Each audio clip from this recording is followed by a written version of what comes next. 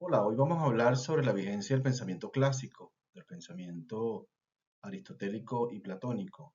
Vamos a hablar de idealismo y realismo en la filosofía de la educación.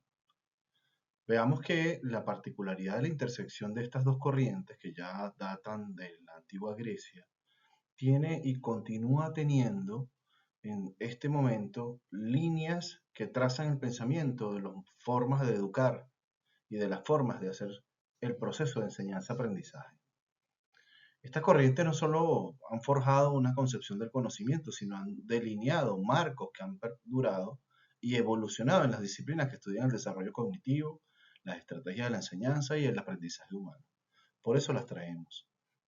Vamos a buscar cómo estas han sido absorbidas por la psicopedagogía, la educación y las ramas que están asociadas al educar y a los procesos de enseñanza-aprendizaje, y cómo a su vez esto impactó en algunos autores latinoamericanos y cómo impactó en las corrientes actuales, cómo va impactando en las corrientes actuales, en las formas en las que se hace la psicopedagogía y la educación a nivel mundial.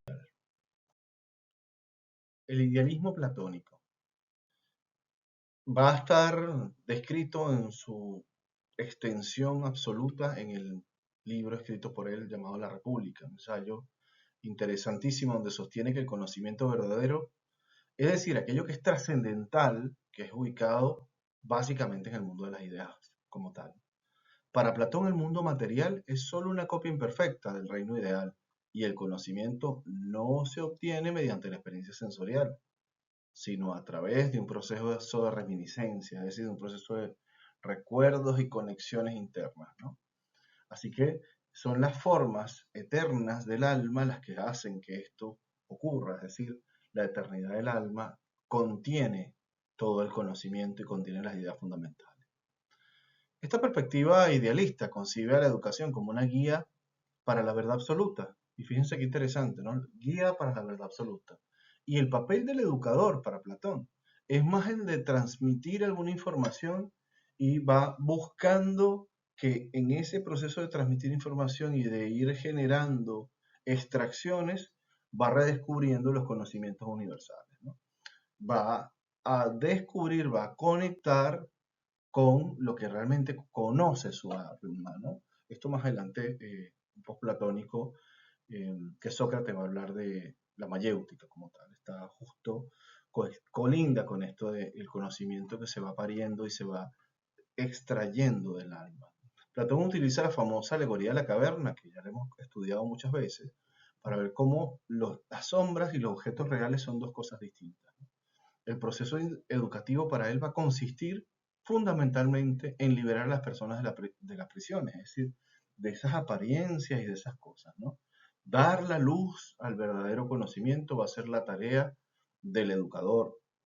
En la psicopedagogía moderna encontramos ecos muy interesantes de esto. Tenemos a Jean Piaget, quien aunque pasó parte de su teoría cognitiva trabajando en lo empírico, comparte con Platón la idea de que el conocimiento no es algo que se percibe pasivamente, sino que se construye activamente en la mente del estudiante, es decir, interna. Es decir, la verdad es el conocimiento, eso se construye internamente, no se construye pasivamente, no es nada más de lo que está alrededor. Esta interacción con el entorno va a hacer que el niño vaya asimilando y vaya ordenando la información. Y esta experiencia de manera coherente va generando su conocimiento.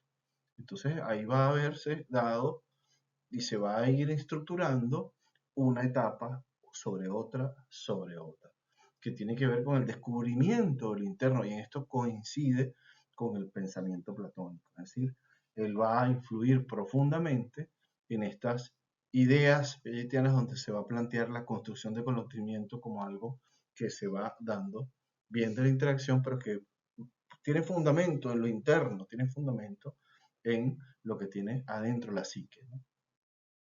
Y esto va a hablar, por ejemplo, en este caso, de las reflexiones críticas. En la psicopedagogía se va a plantear que los niños tienen que plantearse la reflexión crítica, el cuestionamiento profundo en el aula, y va a haber todo un proceso de alumbrar ese conocimiento, muy socráticamente también, por cierto, y que se llega a la verdad con ese proceso de autocuestionamiento. Esto va a ser fundamental para todos los procesos de indagación y aprendizaje basados precisamente en este proceso de pensamiento heurístico, de lo general a lo particular, de lo particular a lo general, y de todo el movimiento psíquico que va generándose y que subyace a la reflexión sobre lo que acontece en el mundo interno. Aristóteles, discípulo de Platón, va a plantear que es la experiencia, es la interacción con lo sensorial lo que provoca el conocimiento. Hay que buscar las verdades en la relación con lo que está alrededor y va a plantear que el intelecto se deriva de la observación cuidadosa y de la experimentación, de todo aquello que tiene que ver con el contacto con la realidad que nos rodea. Dice que no se puede limitar el desarrollo intelectual, sino que debe abarcar formas distintas como el desarrollo moral, la educación del cuerpo, en fin, debe alcanzarse la virtud que tiene que ver con el equilibrio entre los excesos y los deseos y los defectos de la conducta humana, pero eso se hace en la praxis, en lo social, en lo que se está experimentando. Este énfasis de formación integral es muy interesante porque va a asumir que el conocimiento se construye de la relación con los demás, de la relación con el entorno y con la naturaleza y de la experimentación, y eso va creando conocimiento interno. Ahora, va a ser importante que esta formación integral va a resonar mucho en lo que nosotros actualmente conocemos, ¿no? Va a hablar de competencias sociales, el manejo del marco educativo como un proceso de interacción con las emociones y va a estar íntimamente ligado con elementos como la inteligencia emocional hoy día, ¿no? Que tiene que ver con cómo experimentamos las situaciones que nos rodean. Desde un punto de vista psicopedagógico, el realismo aristotélico de verdad ha hecho grandes influencias y habla del aprendizaje experiencial. Esto está basado, por ejemplo, en el aprendizaje por proyectos, la resolución de problemas, la formulación de organizaciones de la estructura del espacio donde nos encontramos, la ejecución de tareas y la complejización de esas tareas. En fin, en lugar de absorber información de manera pasiva, el sujeto va a actuar con esta información y va continuamente a interactuar, ¿no? Este enfoque va alineado a la visión precisamente de la experiencia y debe ser aplicado a las experiencias prácticas, ¿no? Es importante que la educación práctica aristotélica va a permitir el desarrollo de conocimientos integrales del sujeto, es decir, no solo lo moral, no solo lo ético, sino también lo político, lo estético e incluso lo social en términos generales. Es decir, una educación para la vida, una educación para la interacción, una educación no solo para el intelecto, ¿no? Jerome Brunner, quien se conecta con estas ideas, va a proponer que el aprendizaje debe ser un proceso activo en los estudiantes y se debe construir a partir de la interacción con el mundo que nos rodea. Y esto es una idea enteramente aristotélica. Brunner va a seguir precisamente esos enlaces y esas ideas y va a hablar de la acumulación de entendimiento, de conocimiento, a partir no solo de la experiencia, sino de la acumulación de hechos, la dominación del entorno, comprender las dinámicas de las cosas que están alrededor, los sistemas de interacción que están por allí, ¿no? Ese es el verdadero descubrimiento. Tiene más que ver con el conocer la realidad y el conocer cómo funcionan las cosas, ¿no? Esta visión es muy interesante, sigue siendo valiosa y está con nosotros porque es la forma de hacer programación, educación a través de proyectos y es fundamentalmente pragmática. Es una educación para la interacción desde la experiencia, desde la formulación de ideas a partir de experimentar y a partir de interactuar con lo que está alrededor. Esto va a ser fundamental hoy día para la experiencia práctica, para la formación por talleres, para la formación de vivencia, básicamente incluso de vivencias emocionales. Las ideas platónicas y aristotélicas han sido fundamentales a nivel mundial y hoy vamos también a trabajar a lo que yo considero básicamente los autores latinoamericanos más influyentes en torno a estas ideas que han tomado la forma, que han tomado los elementos trazadores de estas dos grandes tendencias, ¿no? En principio hablaremos históricamente, de Simón Rodríguez, mentor de Simón Bolívar y de otros intelectuales de la época, como de otras personas que participaron en las gestas de liberación de América. En fin, vamos a hablar de un Simón Rodríguez que está pensando aristotélicamente, que va a decir, bueno, que la educación debe estar al servicio de la realidad. Es decir, va a hablar de que debe alinearse con las necesidades sociales y económicas de los contextos latinoamericanos. Una educación para América Latina será una educación basada en sus problemáticas, fundamentalmente. Y esto lo va a decir, interesante, en esto de las sociedades americanas, cuando estemos hablando de Latinoamérica, como esto que se está construyendo y dibujando para ese tiempo. Fíjense que este material es de 1828, un material de la época, pero que hoy día tiene una vigencia increíble en lo que estamos nosotros atendiendo, ¿no? Vamos a ver cómo va a procurar de una manera muy particular esto de la educación va detrás de la realidad.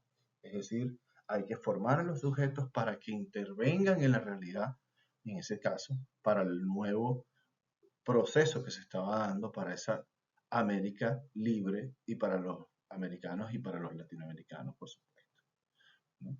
Lo que refleja un enfoque de verdad muy realista y muy pragmático. Luego vamos a ir viendo cómo aparece un mexicano más adelante, José de Vasconcelos, un filósofo y educador interesante, habla de una raza cósmica, en 1925, de una educación idealista, esto es más platónico, y va a decir que, bueno, la educación es un medio para la transformación, ¿no? La idea es que la transformación cultural y espiritual de los pueblos de América Latina va de la mano de la educación. Vasconcelos compartía esta idea platónica de la educación tiene el propósito superior no solo de formar individuos competentes, sino también seres humanos plenos que contribuyan a la unificación espiritual de la humanidad. Vasconcelos va a hablar de manera interesante en esto de la educación como elemento liberador, ¿no? También había olvidado a Martí, José Martí, que también hablaba de la educación como una fuente de liberación, ser cultos para ser libres, y eso va a ser un elemento también interesante por allá en La Habana de su tiempo. Ahora, más adelante, más hacia donde estamos, más del siglo pasado, es decir, de 1900 hasta un poco más acá, vamos a tener a Paulo Freire. Estamos hablando del educador brasilero, digamos, más influyente del siglo XX. Estamos hablando de unas ideas trazadoras que definitivamente son fundamentales para entender el pensamiento pedagógico latinoamericano. Y vamos a hablar de que en su obra La pedagogía del oprimido, que está como material de apoyo también para esta presentación, Freire nos va a decir que la educación debe ser un proceso de concientización. Los individuos deben tomar el control de su realidad y trabajar colectivamente para transformarla. Es decir, las personas se educan para transformar la realidad, para transformar eso que está allí. Y ahí, desde un punto de vista muy platónico, Freire va a decir que el principal potencial transformador del conocimiento es precisamente esa educación. Nosotros nos vamos transformando, nos vamos a medida que nos vamos educando. Pero también va a decir que esa educación que nos transforma internamente nos obliga de manera pragmática a intervenir la realidad. Bueno, y continuando con los últimos tiempos, es decir, estamos hablando de algo más contemporáneo, más de estas épocas, vamos a encontrar algunos autores muy interesantes, ¿no? Vamos a ver cómo eh, han continuado la elaboración de estas ideas y han integrado perspectivas muy contemporáneas, la neurociencia, la psicología del desarrollo, la educación inclusiva, en fin. Uno de los más influyentes es Angela Duckworth. Angela, quien es la que crea la teoría del grit, que es la determinación, va a postular que el éxito no se basa solo en el talento, sino en la perspectiva y la capacidad de enfrentar desafíos a largo plazo. Es decir, yo debo en la educación promover el trabajo a largo plazo de tareas complejas que se van desarrollando a medida que va avanzando, Dubrov va a decir que se combina un enfoque idealista al destacar que todos los individuos tienen el potencial para mejorar su enfoque, pero va a decir y va a bajar precisamente que esto a su vez tiene que expresarse en los estudios empíricos sobre el rendimiento académico. Es decir, se tiene que generar rendimiento académico, pero se tiene que generar a partir de la experiencia continuada. Es decir, tiene que haber una determinación para hacer las cosas, un proceso motivacional. Por más elementos internos que tenga una persona, si la motivación no está presente, si la determinación, como lo va a llamar ella, no se encuentra, pues la tarea simplemente no se va a desarrollar, entonces no se va a manifestar de manera empírica lo que se quiere, que es el proceso de verificación de la enseñanza y el aprendizaje. Por otro lado, vamos a tener a Pasi Salgar. Salgar es un defensor del sistema educativo finlandés, lo traigo para que vean un poco cómo funciona esto, y está buscando que a nivel mundial se dé una educación centrada en el bienestar integral del estudiante. Y va a plantear esta noción de bienestar desde una postura donde las evaluaciones no sean estandarizadas, donde el desarrollo personal y social sea lo más importante, ¿no? Él va a escribir una obra muy interesante que es Finnish Lesson 2.0, la lección final 2.0, 2015, y va a decir que el sistema educativo debe estar basado en la equidad, la cooperación y el bienestar, y que puede generar mejores resultados, porque ese tipo de proceso educativo va a generar mejoras en la calidad de vida. Las personas van a promoverse a sí mismos procesos de mejora de calidad. Esto va a integrar, por supuesto, el idealismo platónico con esto de la trascendencia, con esto del conocimiento de la equidad y estos valores, esta educación centrada en valores, pero también va a conectar con lo empírico porque va a decir, bueno, que es necesario responder a las necesidades del mundo. Es decir, las personas que estén formadas deben responder a lo que el mundo necesita de ellas. Así que bueno, Sarver va a plantear esto de la equidad y la educación responsable, la educación basada en estos modelos de valores. Por otro lado, John Sao va a plantear y defiende la educación que fomenta la creatividad, fíjense, la autonomía y el emprendimiento.